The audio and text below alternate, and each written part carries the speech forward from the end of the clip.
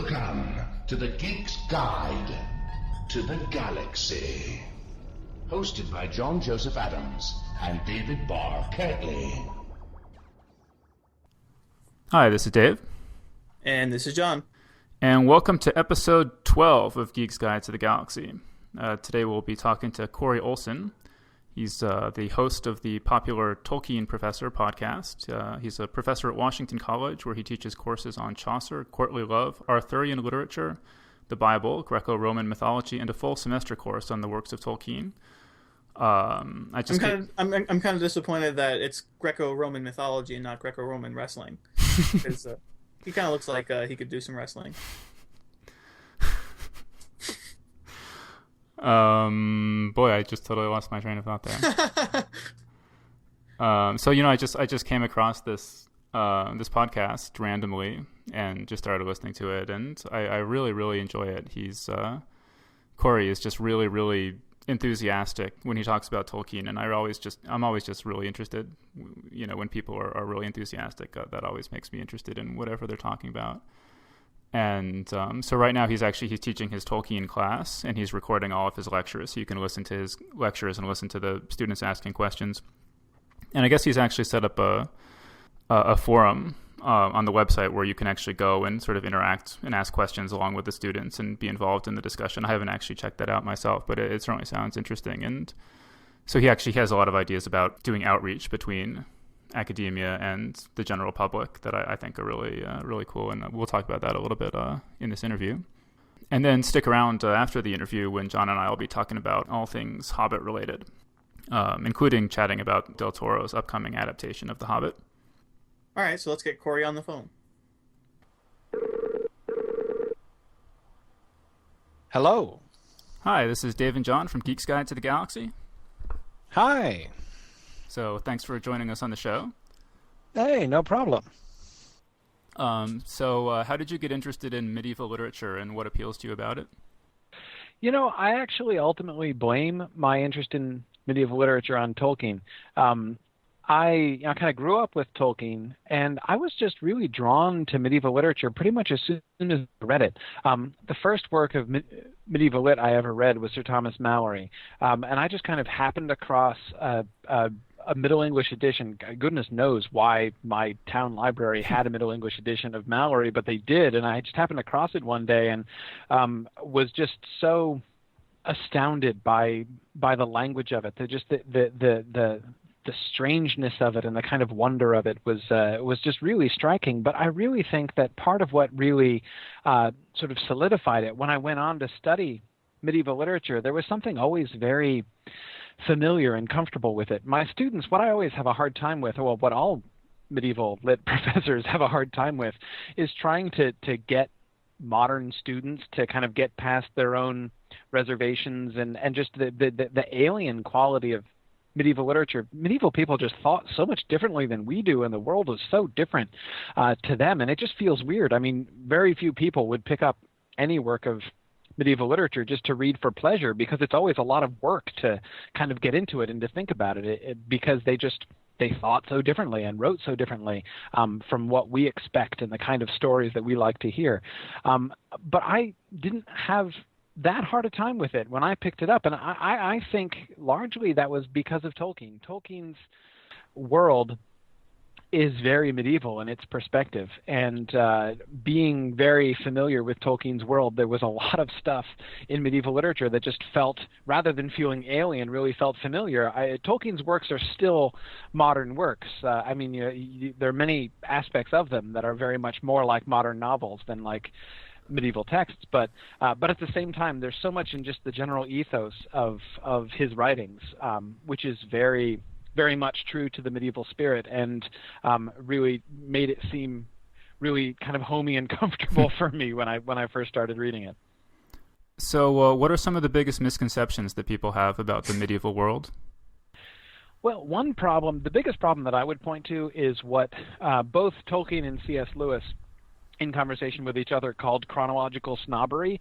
That is the tendency that we have as modern people to assume that people who lived and wrote a long time ago must be stupider and less sophisticated than we.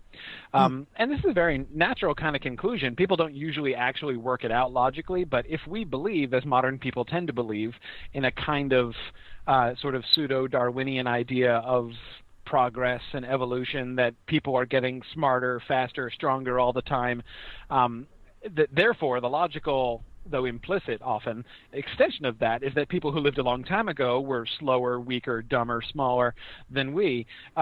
And so when you read really old texts, and especially when they sound kind of strange to you, and clearly their values are different, and I don't just mean their ethical values, but their narrative values. I mean, what makes a good story to a medieval person is clearly very different from what makes a good story to us. I think they would be very puzzled by most modern novels.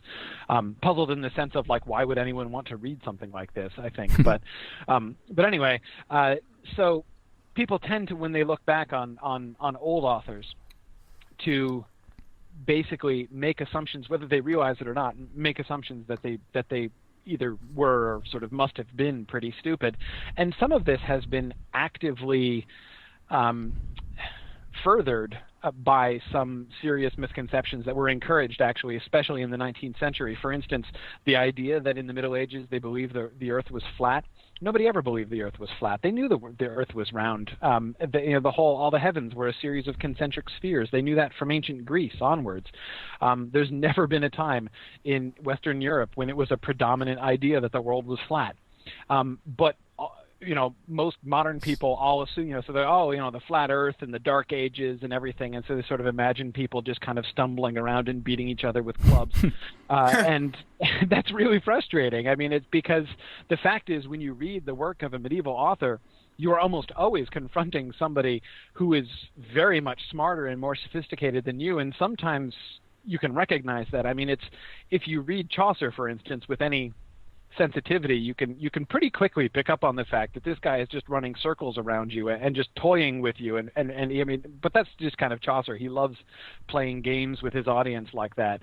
But the kind of intellectual work that some of these people were capable of, I mean, Thomas Aquinas, St. Augustine, these were just amazing intellects. So how many times have you taught your Tolkien class, and do the students who sign up for it tend to be hardcore Tolkien fans?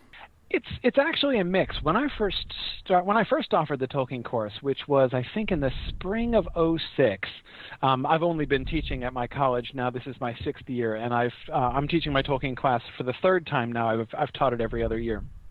And when I first offered it, I really expected it to be almost entirely full of amateur Tolkien experts. In fact, I was so not concerned about this, but I was so suspicious of that, that the first time I taught the class, I actually gave a diagnostic exam on the first day of class. I passed out essentially a short Tolkien trivia exam just to see where people were, so that I could figure out by which questions they could answer and which questions they wouldn't answer, whether or not these were people who have just seen the movies or whether they're people who have, who know the Silmarillion backwards and forwards. And I was surprised, because, of course, if it had turned out, as I had suspected, that most of them already knew it really well, then, it would have, obviously kind of changed some of the conversations we could have than, if there were a whole bunch of people who had never read the books. But I was surprised, according to, the fairly unscientific results of my little exam, it seemed to me that more than 80% had never really read the books or had only read them so long ago that it was as if they were reading them for the first time. And that's been my experience all the way through. There's always a core of people who are, really love Tolkien and are really dedicated to Tolkien who take the class. But I've found in the post-Peter Jackson world of Tolkien studies, even people who identify themselves as Tolkien fans don't always know the books that well. So war obviously plays a major role in Tolkien's writings. What were his experiences in war, and how did that influence him? Sometimes people can get caught up in the epic battles and things that happen in The Lord of the Rings, and make the mistake of thinking this is glorifying war. Here we have these war heroes and these great, this this what appears or might feel like a glorification of war. I remember the first time I taught the class, I had a student who at one point was sort of making this objection in class and saying, like, man, it just seems like this guy is really pro-war, that he has this like rose-tinted view of what war and battle is like, and I was just like, well, no, I mean that's plainly not true. I mean, this is a guy who he was at the Battle of the Somme, for crying out loud. I mean, he, as he notes in his, this a very brief but poignant note near the end of that foreword to the Lord of the Rings. He notes that by 1918, all but one of his close friends was dead. World War I was a devastating experience in his life. So I have a writing student who wanted to write a paper on Tolkien for a college English class and was told by her professor that there aren't enough deep themes in Tolkien to fill a 20-page paper. What do you think about that? I think that I have a really hard time like sticking to 20 pages on any given chapter of Tolkien. And I have consistently found that there are very few people who speak that way about fantasy literature in general, or Tolkien in particular, who have actually read it. And I actually find myself kind of surprised that there are few pronouncements like that people will make so confidently in such ignorance as they tend to do with fantasy. But people do. But it's just openly a kind of bias. It's not really based on any kind of analysis that I can see. Well, so on the other tack, Oxford scholar Tom Shippey wrote a book called Tolkien, Author of the Century. What do you think of his thesis that Tolkien is the most important writer of the 20th century? Oh, I think there's really a lot to it. I mean, it's hard to argue with, sort of the basic statistics of his argument. I mean, as far as being it's hard not to consider him at least among the most influential authors of the century, given how widely read he is. And then when you add on top of that the fact that he really is the cornerstone of an entire genre, which has itself been very influential. I'm curious, have you read George R. R. Martin's Song of Ice and Fire? The reason I mentioned that one specifically is that critic Lev Grossman calls George Martin the American Tolkien. I actually haven't read all of them, but I did read Game of Thrones recently, and I do really like it. I mean, the thing that I think Martin has most in common with Tolkien is the creation of, or subcreation, to use Tolkien's technical vocabulary, of a really believable world. Some things I kind of enjoyed less. That is, there's some aspects of the world that I found a little bit unpleasant. But that still didn't. But that's more of like a personal taste thing. It still was I thought a very effective literary experience as I was reading it, and that is something which is the biggest failing of a lot of fantasy literature. And this is one thing that Tolkien recognizes, and that I think a lot of people don't sort of take seriously enough.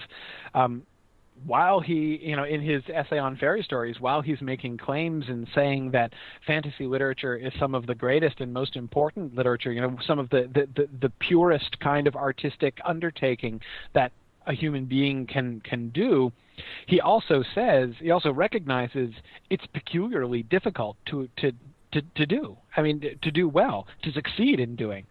And a lot of modern fantasy fails to a greater or lesser degree, but of course that's not really very simple. When you're undertaking something that's really hard, you're much more likely to fail than when you're undertaking something that's easy.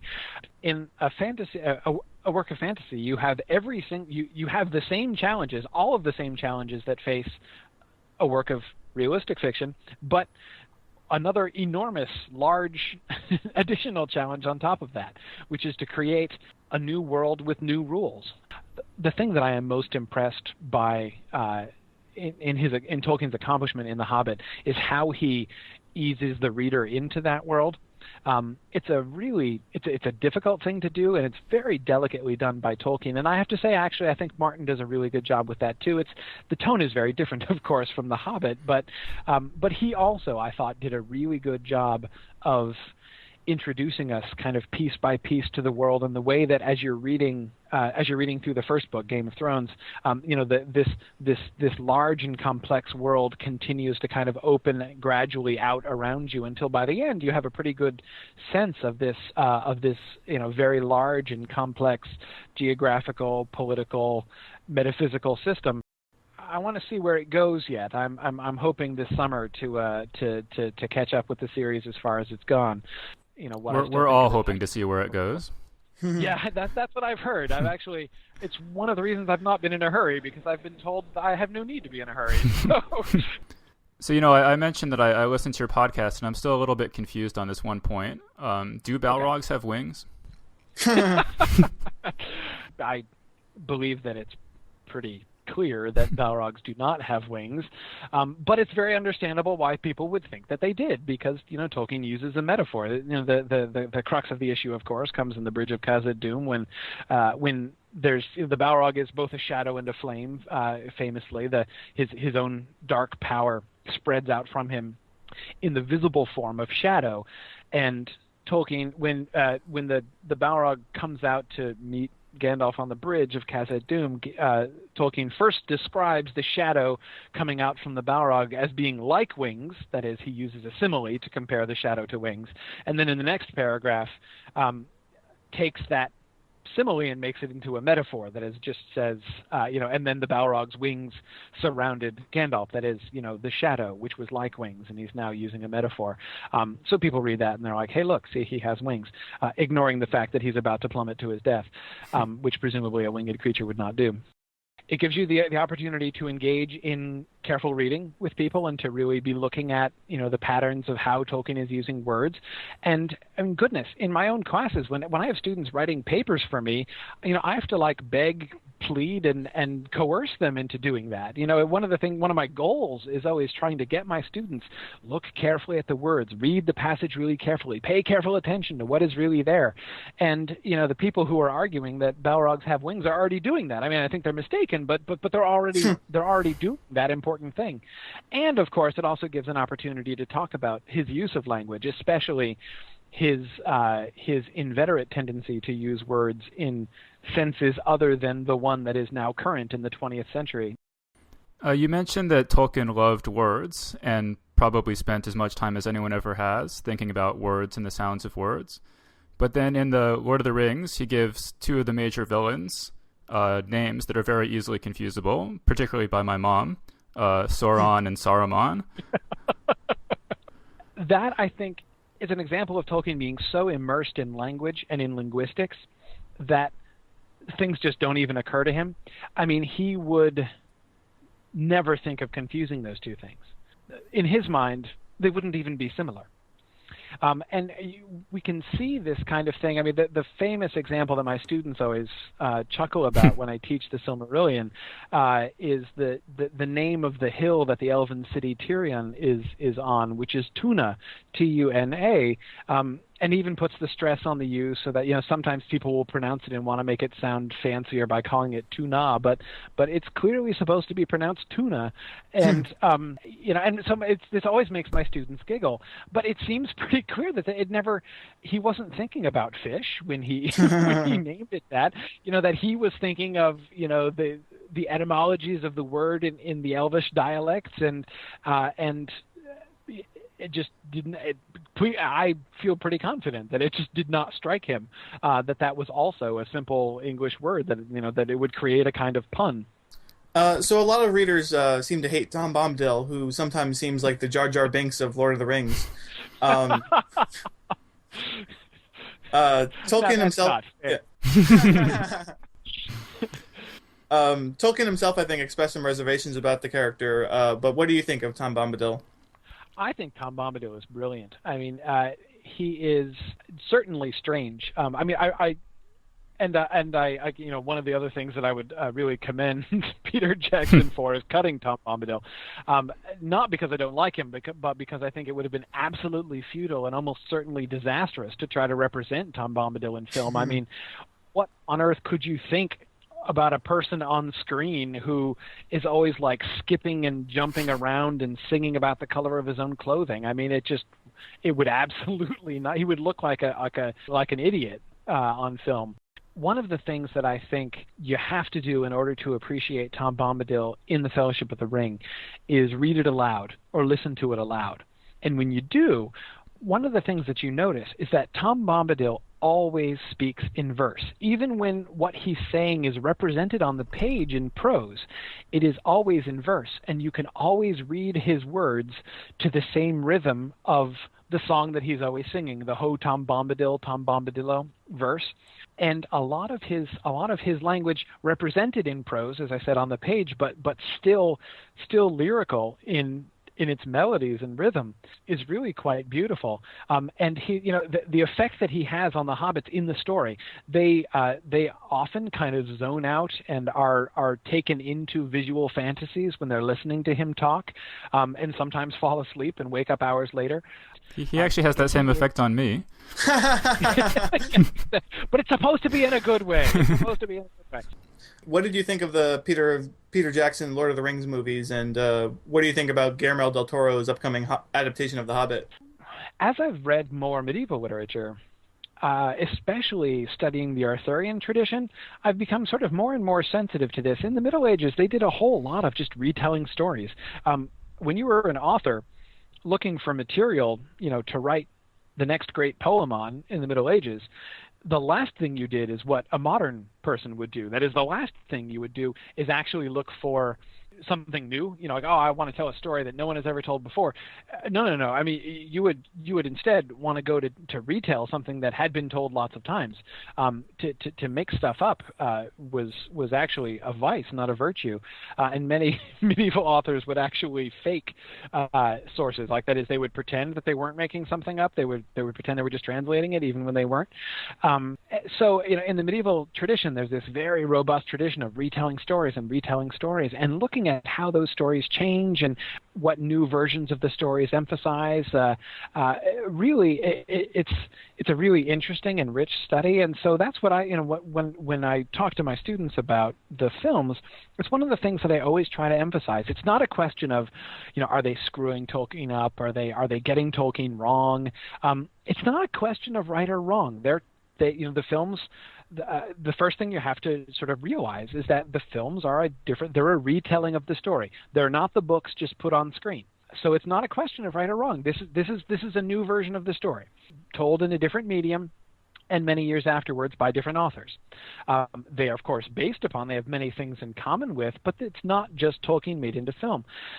So when I talk about the films, I like to think in terms and to talk in terms. I mean, basically what we're doing is comparing and contrasting two different stories with largely the same characters and things like that, and obviously many parallels between them, but they're still different stories. And when I compare and contrast the two stories, I find them very interesting. As films, I thought the films were very good. My initial experience when seeing them in the theaters when they came out was just awe at the visual effects. I mean, I still think the greatest accomplishment of those films, they did a wonderful job, especially in setting and scenery, of really capturing a lot of things. I mean, I remember watching some of the scene, for instance, when they're entering into Moria, when we see Isengard for the first time, when the very, very last visual sequence at the end of the Fellowship of the Ring, when Sam and Frodo are going into the Ethel Duoth and you have the really rough, rocky country ahead of them. There are just so many times when I was watching the films and saying that's perfect. That is such a beautiful representation of the landscape and the world that Tolkien was describing. I think it was just stunning. Now, one of the unfortunate things is that, of course, the more times I watch the films, the less that sense of awe and wonder sort of impacts me. It's easy to take for granted the 10th time you see the movie. The primary departure that I think that they, the primary difference between the two stories, between the spirit of the two stories, is that the films systematically make the story less heroic, less epic than Tolkien's. That is, the films go to a lot of effort to humanize the characters and to make sure that no character is really beyond a place where the audience can identify or relate to that person. And for this reason, they take Aragorn down a whole bunch of pegs, and make him into this, sort of divided, struggling character who finally pulls things together in the end. But is the place where he is in the beginning of the films is very different from Strider as they meet him in the books. And even Gandalf, and oh my goodness, poor Faramir. Faramir is this legendary epic, very much above the normal character in Tolkien, and he is humanized in some really powerful and interesting ways in the films. I really like what Peter Jackson and company did with his relationship to Denethor and stuff. That was really great, but very different from the books, and in ways that I'm not sure that I like. I think that you really lose something. The Lord of the Rings is told fundamentally from the Hobbit's point of view, and therefore, from the Hobbit point of view, Tolkien gives us people that we can identify with, people who are operating like on our level, people whose stature we could achieve, and they're the Hobbits. We can identify with Merry and Pippin, we can identify with Sam, we can identify to some extent with Frodo, but we're not supposed to identify with Aragorn. We're not supposed to identify with Faramir. They're the big people, capital B, capital P, and they are above and beyond. And I think that that's actually a big part of the power that the books have, and ways that they affect people is that they create.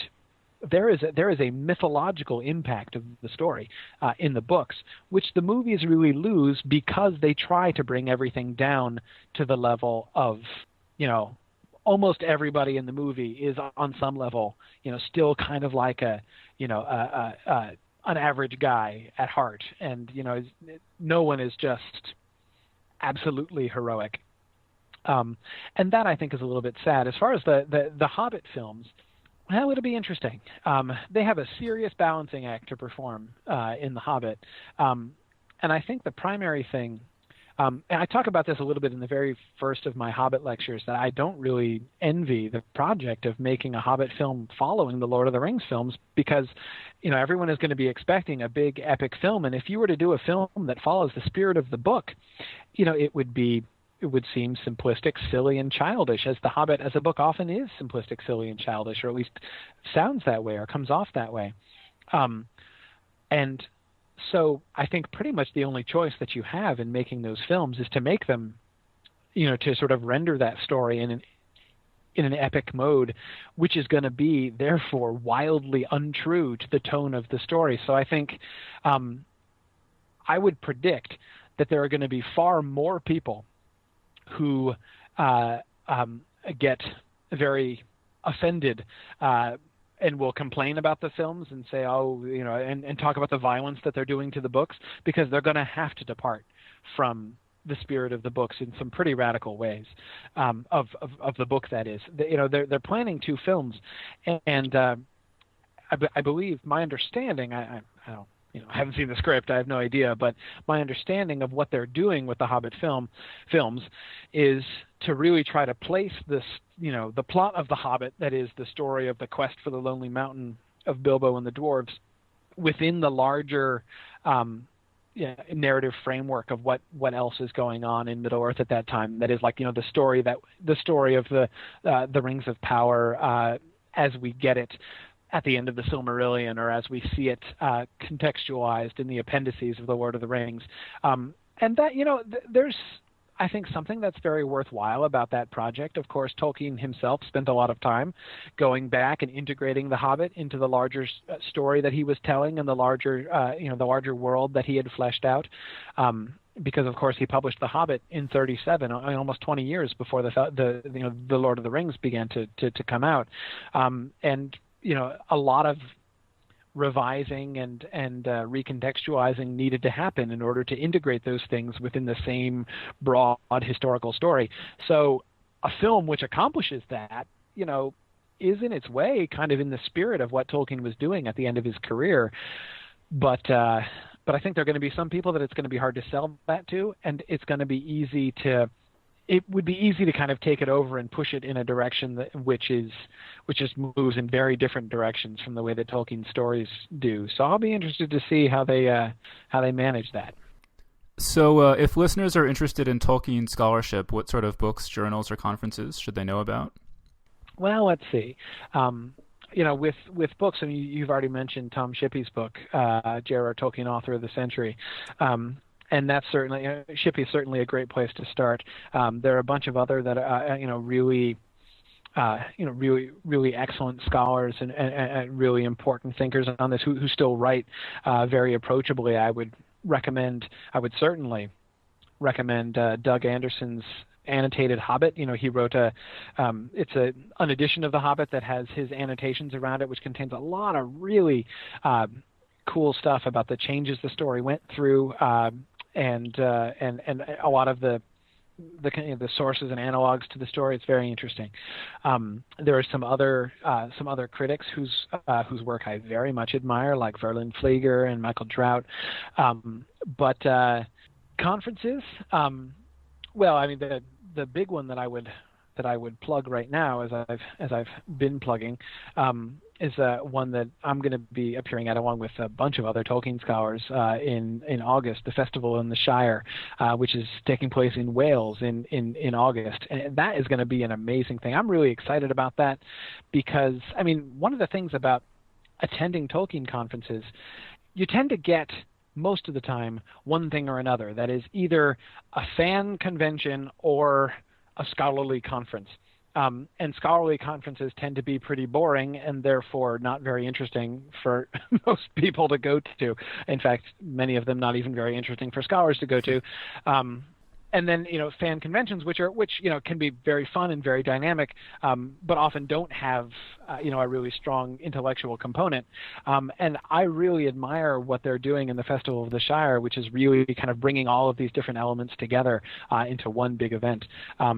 So that's one that I'm really excited about because it's for me, it's one of the things that I am most committed to is, the reason I set up my podcast in the first place is, I'm committed to the idea that, one can do scholarly work on something like Tolkien and really share it with a general audience, and not just publish it in academic journals exclusively. And academics in general do too much sort of internal focusing and just, sharing papers among themselves and keeping things to themselves rather than really focusing outward on general audiences. And so, I mean, I really love the way in which the Festival in the Shire is really self-consciously bringing all of those elements together and really trying to create a richer environment. There are also, a couple of others which do sort of bridge those a bit more. One that I would mention is MythCon, the convention of the Mythopoeic Society, and that's a really good conference. I haven't gotten to go yet.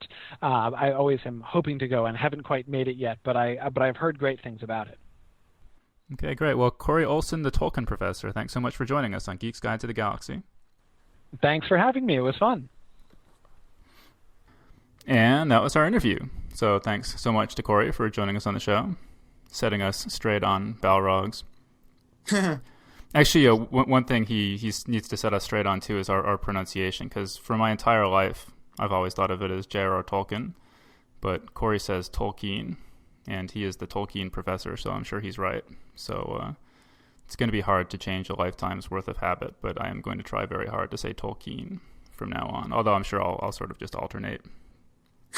Yeah, I mean, I actually corrected my pronunciation in the interview. Like I pronounced it Tolkien at first, and then afterward he said Tolkien, and I was like, oh, I better pronounce it Tolkien from now on. So so we'll give that our best shot. So speaking of Tolkien, a few years ago, the local library was doing an event. Every year they do an event to try to get kids interested in reading, and they pick a book that kids across the country all read. In this year, the book was The Hobbit that they had picked, and so they had called the event "Make Reading a Hobbit." I want to make it clear I had nothing to do with picking that. Great way to get kids to read, like by making an awful pun. So one of the things that they arranged to do is they asked, since I'm a fantasy writer, they asked if I would come down and lead a book discussion group on The Hobbit, and I said sure, and I thought I would be all prepared for that. I mean, I've read The Hobbit probably 20, 25 times or something. And, I've read The Lord of the Rings, and I've read, Tom Shippey's book, Tolkien, Author of the Century, that we talked about. And I've read Tolkien's letters and his biography and this book on the Inklings and on and on. I've listened to lectures and stuff. And so I wasn't expecting that I would get there and there would be like two like middle school girls who knew more than I did. But that in fact is what happened. So I get there and there's these two middle school girls. And I mean, they had read the Silmarillion. They had read like all 10 volumes of the history of Middle Earth. They were like writing their own Tolkien fan poetry in Elvish. Speaking of the writing the poetry in Elvish, and Corey obviously talked about Tolkien's affinity for languages and whatnot, but it's kind of funny. Like Tolkien just totally gets this complete pass on the fact that he made up all these languages and stuff. Like if anybody else did that, like in the contemporary fantasy publishing, like probably people would think, God, that guy's crazy. He made up a whole language for his book. That's nuts. Mm-hmm. Well, I mean, but I think that's something that makes Tolkien so singular. I mean. Mm-hmm. We were talking about Tom Shippey's book, Tolkien, Author of the Century. And, one of his arguments for Tolkien being so important is that he did something that no one has ever done before or since, which is to start out by making up a language and then to make up the cultures that might have produced those languages and then to make up the history that might have produced those cultures and to go through all this world building before even thinking about the plot and the characters and things like that. I mean, right. No one has ever done anything like that to my knowledge before, gone through that sort of process to write a novel. And I think a lot of readers assume that if there is a few words of a made up language in a book that the author must have made up, there must actually be this whole made up language.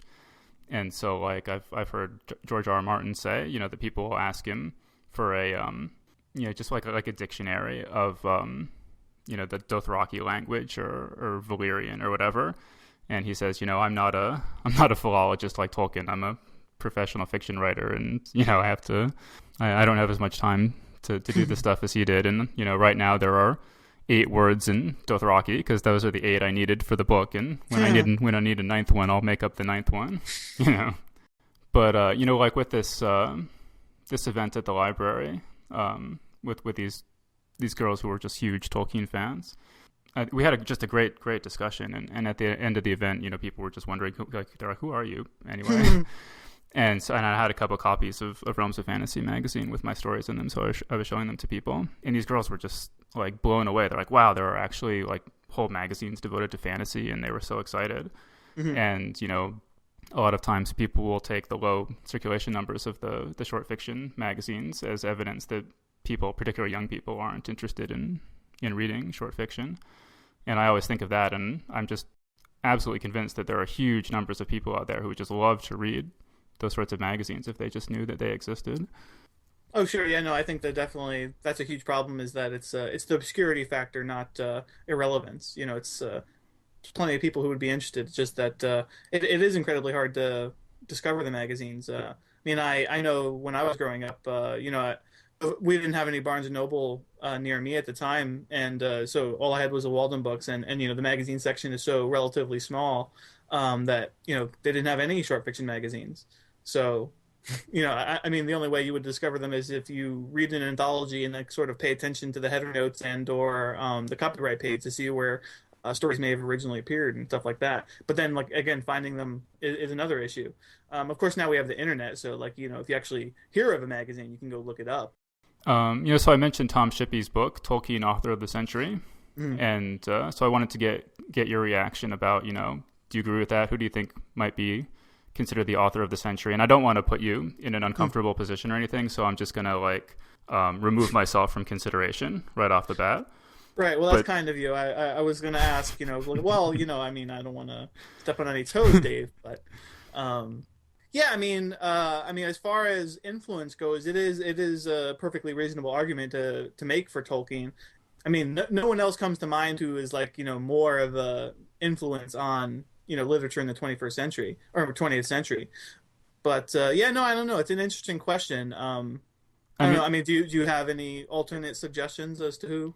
Well, I was trying to think. I mean, I think when you're the only person I've really been able to come up with who I would even really consider on the same level of sort of influence and impact would be maybe George Orwell, but Oh, really?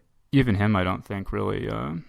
Actually, I was just thinking, like, I mean, like Hemingway or somebody like that. I mean, wouldn't somebody like that sort of be in the running? Well, I mean, Hemingway was certainly influential on the style of fiction writers, Mm-hmm.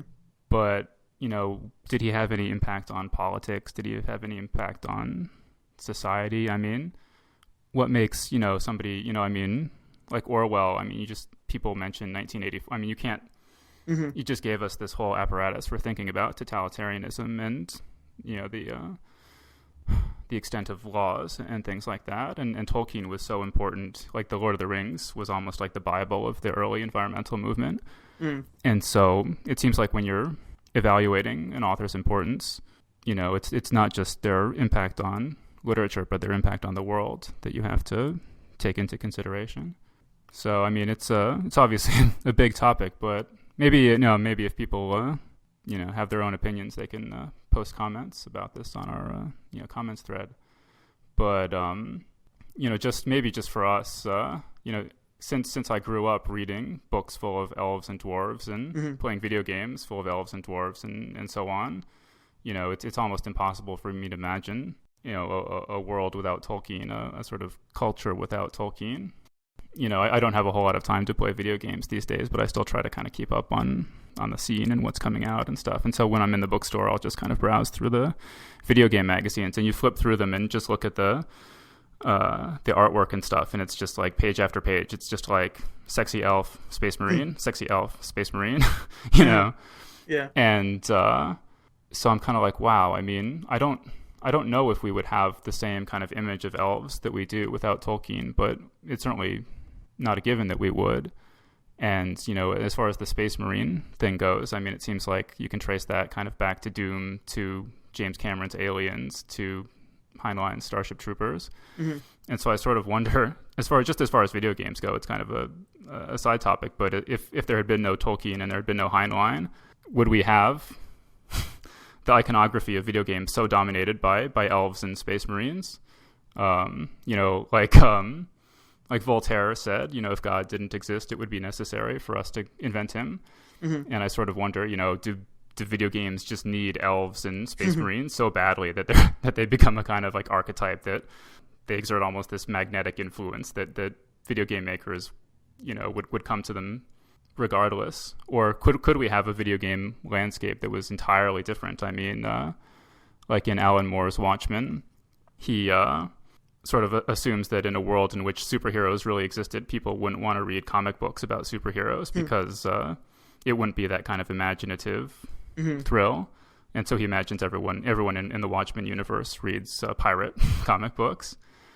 Right. No, I mean, I see what you're saying. I mean, I think in the two cases you're talking about there, I think that it's easier to lay all the credit for the sort of fantasy archetype is at Tolkien's feet, whereas I think it's easier to imagine that the Space Marine thing, that doesn't necessarily trace it back right to Heinlein. I mean, it would be easier to imagine. I mean, that to me seems like easier to sort of extrapolate. Oh, well, like we have Marines, and it's like, well, what would happen in the future? I mean, that's not like as huge a leap as the sort of fully realized world that Tolkien created. That it's like just this completely separate thing that like really hadn't really been done before, and sort of taken all these bits of mythology and stuff that we were familiar with, but turned it into something completely different.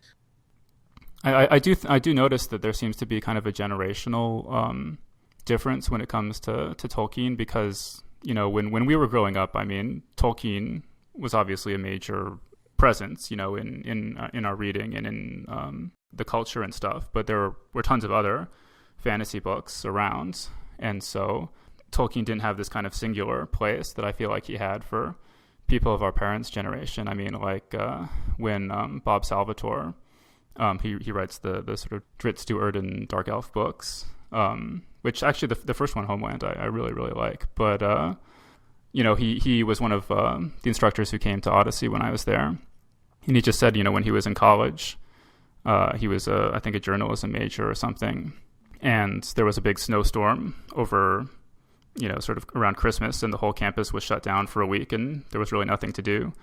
and a girl on his floor in his dorm just had a copy of Lord of the Rings that she gave to him to read, and he read it, and he had never read anything like that before, and it just changed his world. And when the next semester started, he switched his major to English and was just like, I have to be a fantasy writer. You know, for us, I mean, probably most people of our generation didn't encounter Tolkien first as their first fantasy because, you know, when you're younger, you probably start off with something more intended for young readers, although The Hobbit is obviously, you know, intended for younger readers. But, you know, unless you just have a parent who happened to give you that one first, I mean, chances are equally good that you ended up reading Robert Jordan first, or like, you know, the Robert Asprin myth series, you know, which is a different sort of fantasy, but fantasy nonetheless. So I want to, you know, it's been almost 10 years since Fellowship of the Ring came out. So I thought maybe it might be interesting to just look back on those Peter Jackson movies and just think about our general impressions of them now. Actually, have you seen Peter Jackson recently? Yeah. I saw he lost a lot of weight. He's looking all svelte. Yeah, he looks good. But he lost like 3 Hobbits worth of weight. I mean, but he looks really good. But I don't know. So do you have any thoughts on those movies looking back now? Yeah, you know, I actually, after we did, or, you know, in preparation for this show, I rewatched Fellowship of the Ring. And, you know, I don't know. I mean, I've always actually, this is maybe a kind of sort of controversial opinion, but I mean, I've always kind of felt like they were overrated, even though I did enjoy them. You know, even at the time, I didn't really think that the special effects were as good as people seem to think they were generally. Like, for instance, the battle scene in Moria where they fight the troll and all those orcs. Like the troll, like I never really thought like the troll looked real or anything. Like, I mean, it's sort of that those digital effects that like in Star Wars, you know, just seem incongruous with the reality of the actors. Like, it doesn't seem real enough yet to me that it's hard for me to buy. Although the special effects were certainly great in turning New Zealand into Middle Earth and to sort of making the hobbits look the appropriate size. But yeah, I mean, like a lot of the monsters and stuff, like I didn't really like them. Like the Balrog, even you know, it's seemed a little bit too phony to me, even though it looked pretty cool. Yeah, I mean the special effects are not always quite where they have to be. Like when the characters are running across the bridge of Khazad-dûm, you know, they just look like 3D models to me. But I mean, I do love that movie, Fellowship of the Ring. And I mean, if you want to define, I would have to honestly define it as my favorite movie. If the definition is what movie has motivated me to rewatch it the most times, you know, in the last 20 years or so. I mean, I must have rewatched that movie 20 or 25 times by now. And it's interesting because I've rewatched that one so many times, and I've only watched The Two Towers, I don't know, maybe 3 or 4 times, and Return of the King twice. And so I was trying to think about, like, why do I like Fellowship of the Ring? And I you know, Two Towers I think is kind of okay. Return of the King I think is quite good, but they haven't certainly motivated me to rewatch them in the same way that Fellowship of the Ring has. So I was trying to kind of think about what makes Fellowship of the Ring so rewatchable to me. And I mean, part of it is got to be, you know, kind of like I was talking about with Star Wars, that the characters kind of start out in their normal lives, and then everything they see is new, and there's this big change in all the characters. You know, we didn't really plan it to talk about Star Wars and Lord of the Rings in successive weeks. It just kind of happened that way. But since we did, I mean, it's kind of, we can't help, at least I can't help looking at Lord of the Rings kind of with Star Wars on the brain. And so, you know, kind of like I was saying that I liked in Star Wars, I liked that the good guys die. I kind of feel like that makes Fellowship of the Ring more powerful to me too, because, you know, Gandalf dies and Boromir dies, especially Gandalf dying. I mean, I weep like a baby every time I watch that scene. It's just so, because Gandalf is like a character I grew up with. You know, he's like you know, he's like somebody I know. But and in The Two Towers and Return of the King, none of the like characters that you really care about. Certainly nobody I cared about as much as Gandalf dies. And like the scene where Faramir dies is like my favorite scene. But I, you know, and in Two Towers, not only does nobody you really care about dies, but somebody comes back to life. So it's but so there's that.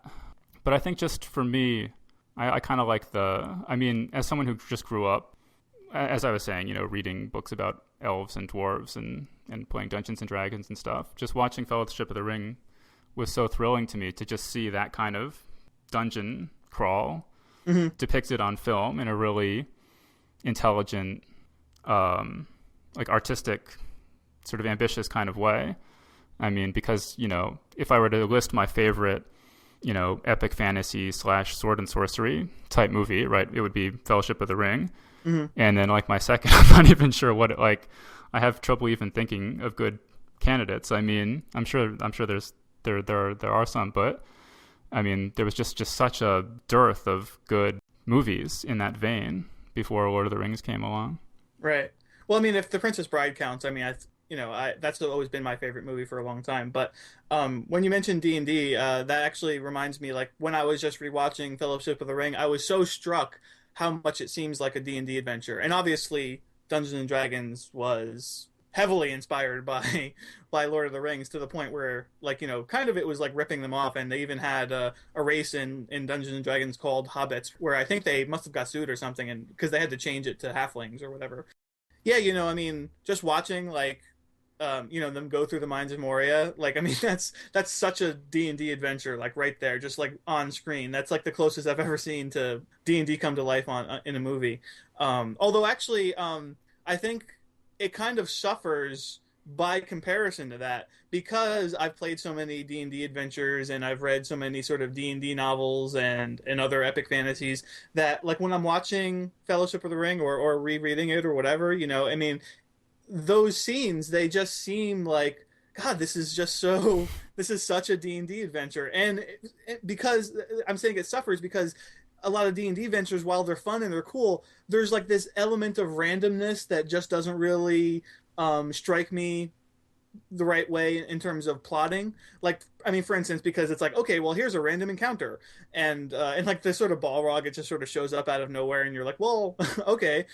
Well, it's kind of like we were talking in an earlier episode about how hard it can be sometimes to go back and watch or read something that's been imitated relentlessly when you're familiar with all of the imitations. Sure. And that sort of leaches a lot of the novelty out of the original thing. Right. And certainly nothing has been imitated as relentlessly as Lord of the Rings. Well, that's true.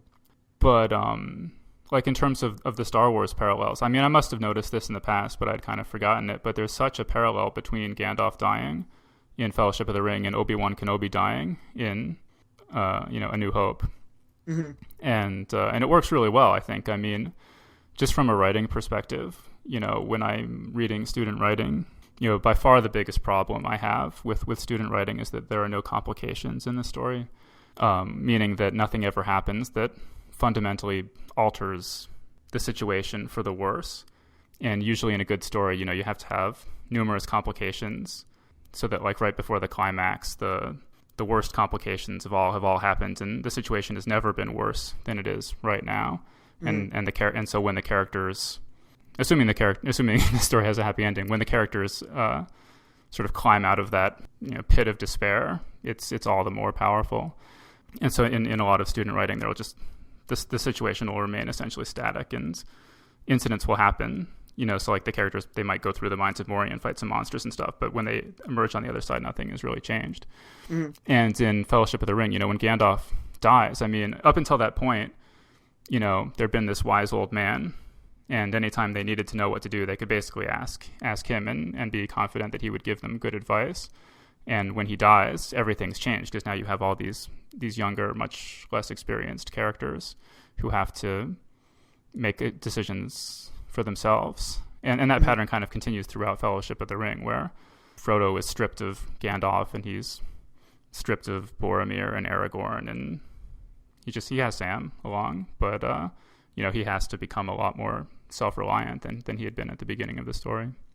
Yeah, you know, it's interesting, though, talking about the parallels between Star Wars and Lord of the Rings. I wonder how much of it is really, it's not just Star Wars and Lord of the Rings, it's like that hero's journey, you know, the Joseph Campbell, as you know, sort of famously written about. I mean, I think his writings probably are, you know, Tolkien probably predates Campbell's writings, if I'm not mistaken, but I mean, certainly other people besides Campbell must have been aware of that sort of archetypal story before. Okay, but so what do you think of this new Hobbit movie that's in the works? Yeah, I don't know. I mean, I'm pretty excited about it just because like I've always been much more of a fan of The Hobbit than Lord of the Rings. Like, I mean, you know, while The Lord of the Rings is great and all, I just love The Hobbit so much, and I'm a little nervous just because Guillermo del Toro. I mean, I really liked The Devil's Backbone and Pan's Labyrinth, but I haven't been overly impressed with his other films, all the ones that he did in English. Actually, I mean, I don't know if that's a coincidence or not, but like Hellboy was pretty good, and I never saw Hellboy 2, but I mean, like Mimic and oh, and Blade 2. God, those are such terrible movies. um, so I'm not 100% sold on him, though. With Peter Jackson sort of producing, and Del Toro having proven like that he can shoot a very sort of artistically shot and well directed films like with Devil's Backbone and Pan's Labyrinth. I'm cautiously optimistic, but I'm a little dubious also because like they're doing two films out of the one book, and it's not just breaking the one book into two films. They're like sort of doing additional material that sort of bridges the gap between The Hobbit and Lord of the Rings.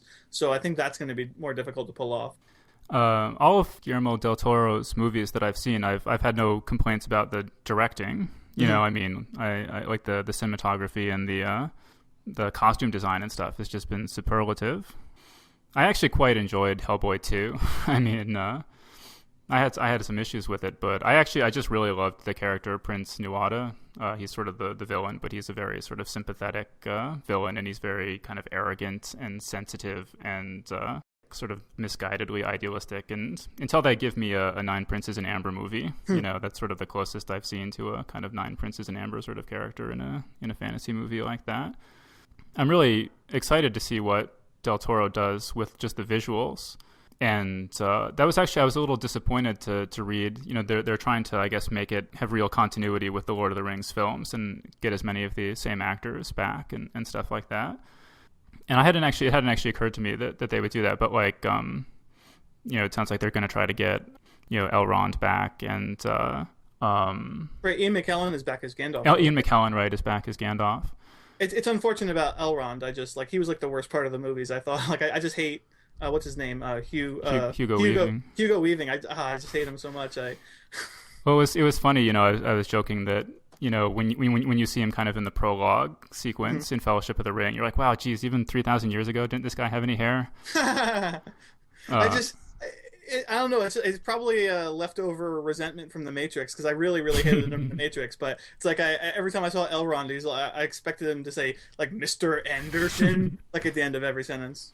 And I mean, I wasn't disappointed that they're getting a lot of the same actors back, because I disliked the actors. I mean, like Ian McKellen in particular, I mean, was just absolutely perfect as Gandalf. But like when I had imagined like a Del Toro Hobbit movie, I was just kind of imagining seeing something new, seeing like what comes out of his imagination and his visualization. And so now I'm thinking, like, are they going to reuse the same Hobbit, Hobbit Hole sets and the same Rivendell sets and stuff, which were all great, but I was kind of looking forward to seeing some new interpretation. I guess like I saw a thing where Del Toro said that he didn't like the wargs in the Two Towers, that he never imagined them looking like hyenas, so he's going to change that. What I'm really looking forward to is seeing Smaug on screen. Like I can't wait to see how they depict him and like how they voice him.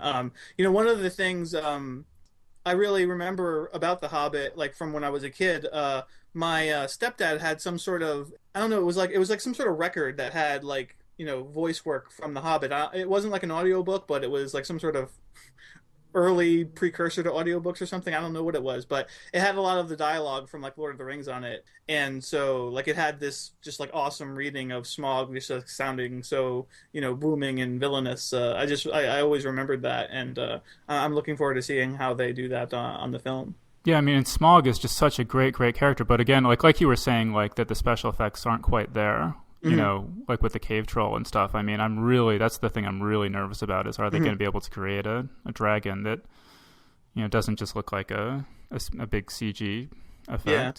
Well, I mean, I think the effects have come a long way in the time since the Lord of the Rings films were made. And also I think making a non-human creature like a dragon, or a non-humanoid creature like a dragon is a lot easier than making something like that cave troll, which is, even though it's obviously inhuman, it's humanoid. And I don't know, I think there's just something about the alienness of a dragon that it's like easier to capture with the digital effects, because they're like less familiar to us. Like, whereas we're really used to seeing what humanoid creatures look like when they move around, and so it looks more phony. Yeah, but I mean, like doing a dragon is kind of like doing the winged mounts of the Nazgul in Two Towers and Return of the King, and those are cool, really cool looking, but they always just look like CG to me. They just don't seem to me to have the same reality. Like I guess that's another reason maybe why I prefer Fellowship of the Ring, because when you have the dark riders and their horses, horses look like real horses. But I mean, so that's one thing that makes me a little nervous. Another thing that makes me a little nervous is since it was announced that Del Toro will be directing this Hobbit movie, people have dug out this quote from him from a 2006 interview he gave, where he says, quote, "I don't like little guys and dragons, hairy feet, hobbits. I don't like sword and sorcery. I hate all that stuff." What? Wow, I'm really surprised they picked him to direct after he said something like that. Yeah, I mean, that's the kind of thing like, you say, and then they're like, "Hey, how'd you like to direct The Hobbit?" And you're like, "Oh, damn it." Yeah. That's actually, we were talking about that a little bit with this show. I mean, that we're, here we are talking, blabbing for, half an hour or so every week, and I'm sure we're going to say stuff that we end up regretting, because pretty much everything I say, I end up regretting. But I do sort of wonder if I'm going to end up in a Del Toro like situation where, I mean, probably no one's going to like offer to let me direct a movie or anything, but right. I can sort of imagine, if I wanted to, they might offer me to write some big, for some big video game universe or movie franchise or something, and they're like, Dave, we were just listening to episode 48 of Geek's Guide to the Galaxy, in which you called our franchise, quote, a festering boil on the ass of pop culture. Yeah, no, I mean, I worry about that too, just because, like, I might throw some offhand comment about how I, hate this or that, like, sort of subgenre, and then somebody comes forward and says, "Hey, you want to edit this?" Like, and it becomes really popular all of a sudden. So somebody says, "Hey, you want to edit an anthology on this subject?" I'm like, yeah, I don't know. And then you have to walk it back. You'll be like, no, that was a long time ago. I mean, that was like 2.5 weeks ago. I mean, I've totally, I've had more. I mean, because he sort of quoted, Del Toro was sort of quoted as like totally walking back this thing. Yeah, I bet. But that does make you a little nervous that he's like, I hate out of all the things he could say to hate, right. He's like, I hate the hobbits, particularly their hairy feet, Right. He actually kind of looks like a hobbit, like like not the same size as a hobbit, but if you shrink him down with the digital effects, he would totally look like a hobbit, I think. You know what? Maybe his feet are hairy. Maybe he's just like, it's just like he's projecting. Like, you know what I mean? Yeah, he's projecting. Yeah, it's like kids teased him all the time when he was a kid, and now it's just like, oh man, he can't stand that hobbits are cool. Well, maybe he can stick himself in the movie as a hobbit, sort of like Peter Jackson stuck himself in the movie as like drunk guy in an alley. Did he? Yeah, when they first enter Bree, there's this like drunk guy who like burps into the camera and stumbles away, and that's Peter Jackson. Oh, I didn't know that. Oh, but when you were talking about the riders, how they they look like horses and everything, they look good. That just reminded me one of the really, really cool effects I thought of in Fellowship, and I guess in all the movies really, but was the effect when Frodo puts the ring on and he's in that sort of shadowy realm or whatever, and it's like it's so creepy and scary. It's like, oh my god! I mean, that's not actually how I ever pictured it when reading Lord of the Rings or anything, that it would be so horrifying, but it was a really cool effect. Although, like Corey was talking about how many problems they're going to have adapting The Hobbit in the wake of The Lord of the Rings. I mean, that's a big one, because in The Lord of the Rings, the ring is supposed to be sinister. Mm-hmm. And in The Hobbit, it was written originally, the ring was just, hey, it's a cool magic ring that makes you invisible. Mm-hmm. And so, I mean, it doesn't seem like every time Bilbo uses the ring to become invisible that there's just going to be like freaky stuff, stuff going on all around him. Yeah.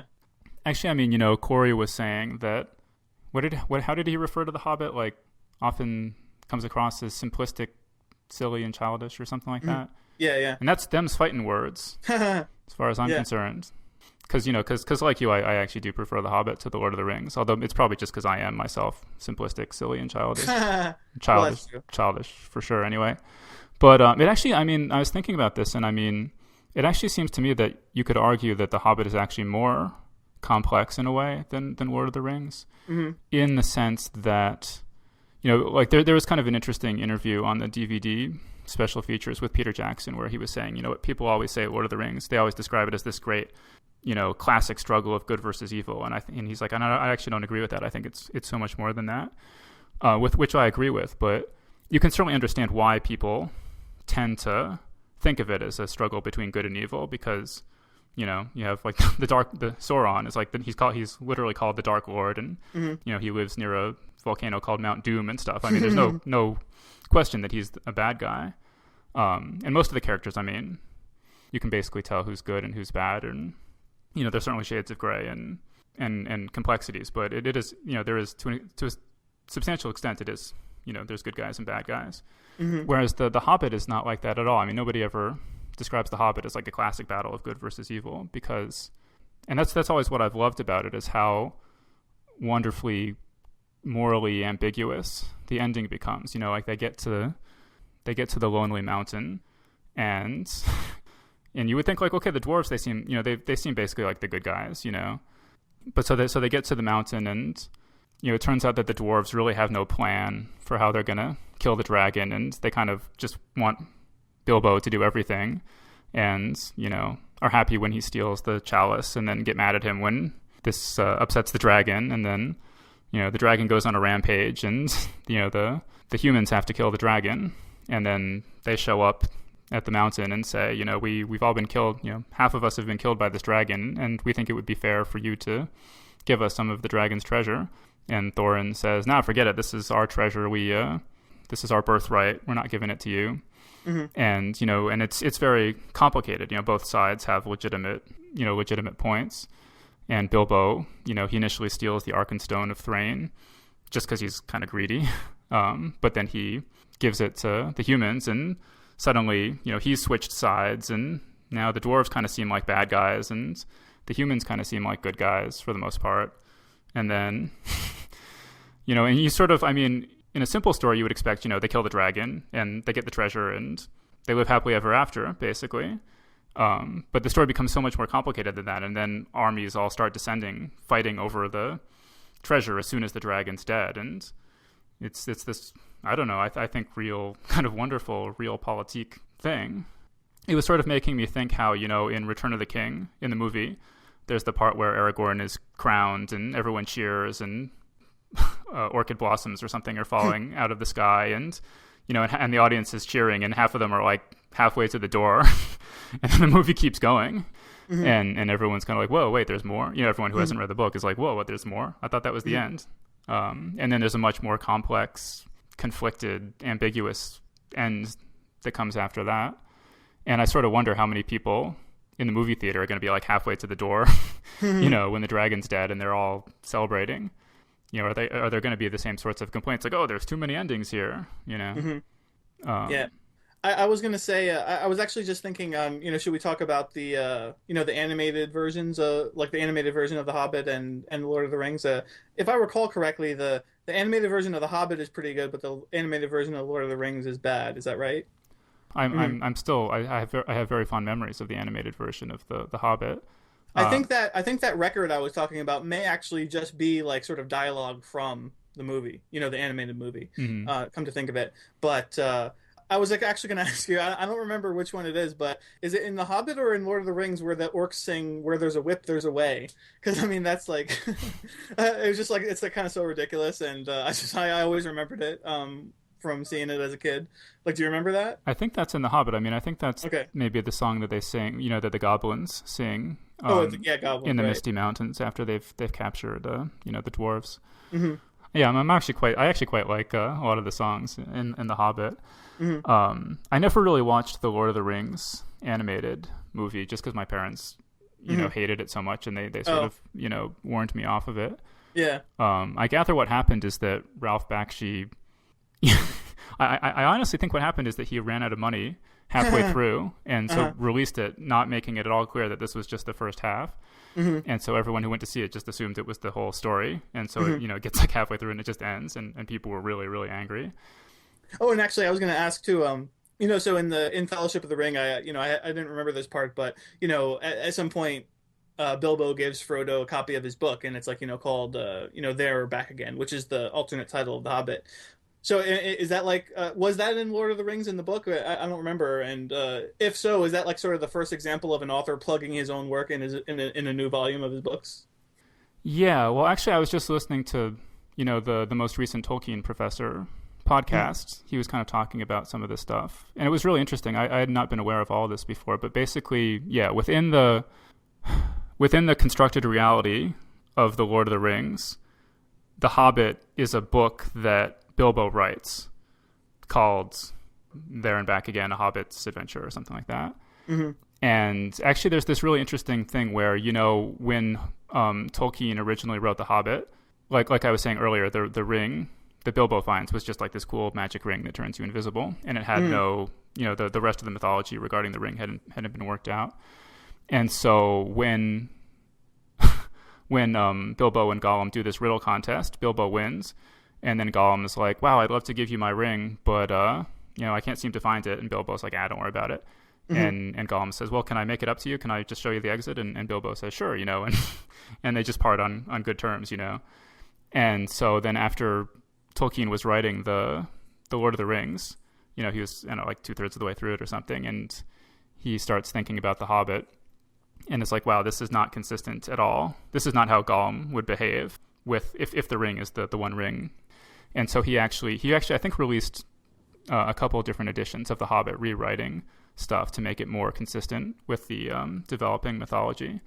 But so like the version that I'm familiar with, certainly, and that I think most people are, is the revised version, where Gollum never really intended to honor the bargain, and he goes off to get his ring so that he can sneak up on Bilbo and kill him. And then when he discovers it's gone, he starts hunting Bilbo, and Bilbo has to like rush past him, and Gollum is shouting, "Bad dragons, we hate," But so anyway, within the constructed reality of the Middle-earth milieu, it turns out that Bilbo originally lied. Mm-hmm. The explanation for why there are different editions is that Bilbo originally lied when he first wrote the story. Right. Well, and there's your answer for why in The Hobbit the ring isn't as sinister too, because obviously Bilbo just left that part out or whatever. You know what I mean? Mm. Although you would think that it would be kind of dumb to even mention this powerful ring anyway in the book. It's like, isn't that going to sort of get people coming after him if he publishes some book and talks about this awesome magic ring that he has? It's like you can turn invisible with it, and it doesn't do anything wrong. Oh, I think we should mention, that we talked about George R. R. Martin's.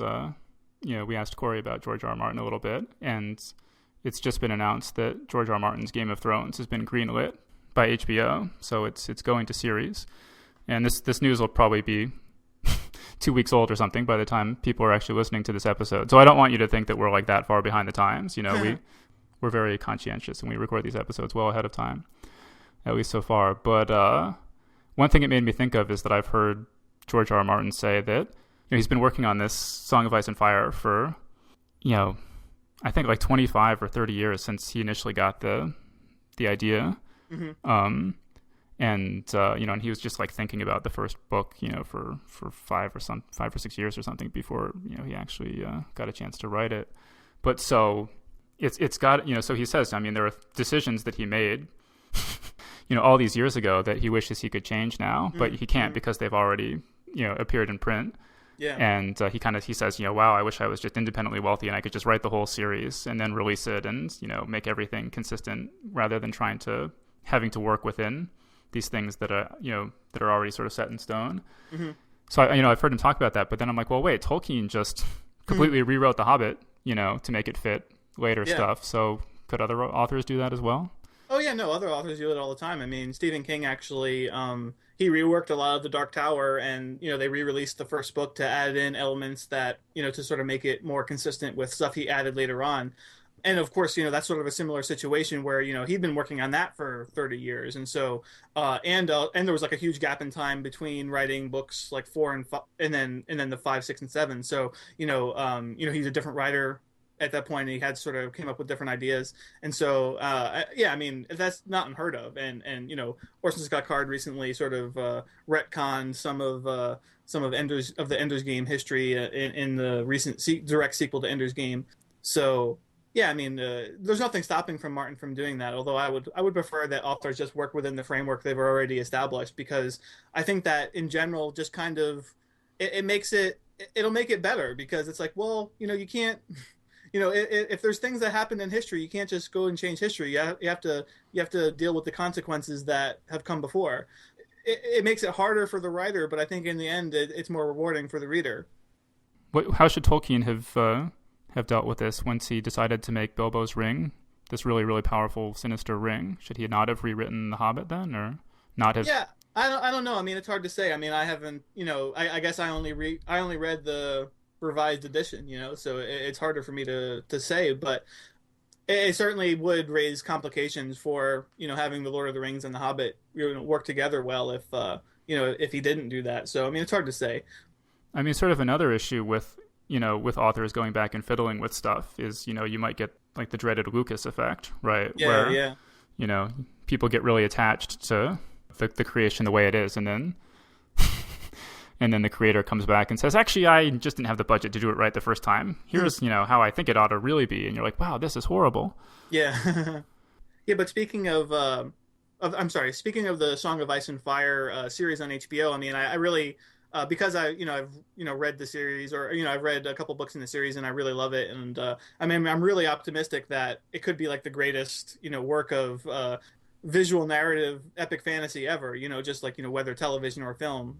Although with that in mind, I kind of feel compelled to mention this other, what I think may be actually the current best thing ever is there's this animated series called Avatar: The Last Airbender that I've been watching, and actually by the time this episode airs, we'll have started this rewatch project on Tor.com. Not Dave and I, but Matt London and Jordan Hammersley and we're going to be sort of analyzing the show episode by episode. But I mean, it's really it's an animated show. It was made originally for kids. It aired on Nickelodeon, but I mean, it's really got some of the most fantastic world building I've ever seen, and has one of the most interesting magic systems I've seen, in books or on film or television. And just like thinking of Lord of the Rings as sort of the Bible of this type of fiction, it just I feel compelled to mention this contemporary example that does it really well. That I think a lot of probably fantasy fans may have missed because it was a television show aimed at kids. All right, cool. Yeah, so people definitely check that out. We're once again way over time. Mm-hmm. There was just one last thing I wanted to note in closing. Like Corey was saying that there's sometimes this like bias against fantasy that people have, and people will kind of accuse fantasy of being quote unquote escapist, with kind of the implication that fantasy represents an estrangement from the real world or something like that. And I of course I obviously disagree with this, but like he was saying, it seems like the only people who say this are people who don't read any fantasy, and I'm sad to say don't seem to be all that bright for the most part. But I mean, to me, fantasy has always been not an estrangement from the real world, but a sort of tool by which people can use their imaginations and the imaginations of other people to make the world a more wondrous, richer, just more magical, sort of thrilling sort of place to live in. And so one of my examples of this that I use a lot relates to Tolkien. So my family goes backpacking all the time, and there have just been so many times where we'll be walking through the woods and we'll come into a part of the forest where the trees have grown really thickly overhead, and it's dark, and the soil is dark and damp, and the trees are all gnarled, and my mom will sort of come up and say, "So what does this remind you of?" And I'll say, "Mirkwood, of course." And you sort of, the real world sort of acquires this sort of superimposed reality where you remember the dwarves all, huddled together with all these eyes out in the darkness, all watching them. And it just makes living so much more interesting to me when you have that kind of imaginative framework, that coexists with just the literal things that you see. And I really kind of pity people who don't have that. And that was our show. Thanks everyone for joining us. If you'd like to share your thoughts about any of the topics we discussed today, we'd love to hear from you. Just go to Tor.com and click on podcasts, and then Geek's Guide to the Galaxy episode 12, and post a comment there. And be sure to join us next week when we'll talk to John Langan, an acclaimed new writer who just released his first novel, a spooky book called House of Windows. See you then. The Geek's Guide to the Galaxy is a production of Tor.com. For this episode's show notes, or to subscribe to this podcast, visit Tor.com and click on podcasts. For more information about your hosts, visit johnjosephadams.com or davidbarcurrently.com. Music and voiceover produced by Deadsville 9 Entertainment. If you've enjoyed this program, tell your friends. If you didn't enjoy it, tell no one. Thank you for listening.